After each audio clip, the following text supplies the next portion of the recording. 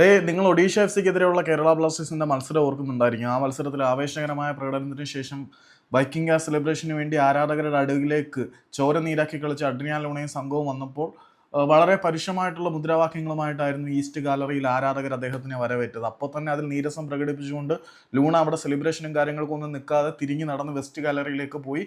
അവിടെ ബ്ലാസ്റ്റേഴ്സ് ആർമിയുടെയോ മറ്റാരുടെയോ ഒപ്പം ആരാധകർക്കൊപ്പം കുറച്ച് വൈക്കിംഗ് ക്ലാസ് സെലിബ്രേഷനും കാര്യങ്ങളൊക്കെ ചെയ്യുകയായിരുന്നു. അതിനുശേഷം ലൂണ പരസ്യമായിട്ട് തന്നെ നീരസം പ്രകടിപ്പിച്ചിരുന്നു. ഇപ്പോൾ ആ കാര്യം കുറച്ചുകൂടി അസന്നിഗ്ധമായിട്ട് അഡ്രിയാൻ ലൂണ പറഞ്ഞിരിക്കുകയാണ്. പുള്ളി പറഞ്ഞിരിക്കുന്നത് എന്താണെന്ന് വെച്ചാൽ, ആരാധകർക്ക് മാനേജ്മെന്റിന്റെ തെറ്റായ നയങ്ങൾക്കെതിരെ പ്രതിഷേധിക്കാനുള്ള എല്ലാവിധ അവകാശങ്ങളുമുണ്ട്. പക്ഷേ അന്ന് ഒഡീഷ എഫ് സിക്കെതിരെയുള്ള വിജയത്തിന് ശേഷം ആരാധകരുടെ ഭാഗത്തു നിന്നുണ്ടായ അത്തരത്തിലുള്ള പ്രതികരണം ശരിയാണ് എന്ന് ഞാൻ വിശ്വസിക്കുന്നില്ല. മാനേജ്മെന്റുമായിട്ടുള്ള പ്രശ്നങ്ങൾ ഇന്റേണലി ആഭ്യന്തരമായിട്ട് തന്നെ പരിഹരിക്കേണ്ട വിഷയങ്ങൾ തന്നെയാണ്. നിങ്ങൾ സ്റ്റേഡിയത്തിലേക്ക് ഇത്തരത്തിലുള്ള സന്ദർഭങ്ങളിൽ ഇങ്ങനെയുള്ള പ്രതികരണങ്ങളും പ്രതിഷേധങ്ങളും ഉയർത്തുമ്പോൾ അത് ഞങ്ങൾക്കെതിരെയുള്ള പ്രതിഷേധമായിട്ടായിരിക്കും അനുഭവമാവുന്നത്.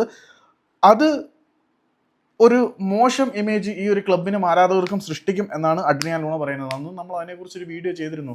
മാനേജ്മെന്റിനോടുള്ള കലിപ്പ് മാനേജ്മെന്റിനോടാണ് തീർക്കേണ്ടത്, അല്ലാതെ ചോര നീരാക്കി കളിക്കേണ്ട താരങ്ങളോടല്ല. അത് അഡ്രിയാൻ ലൂണ വളരെ കൃത്യമായിട്ട് ഇവിടെ തന്റെ പ്രതിഷേധം രേഖപ്പെടുത്തി.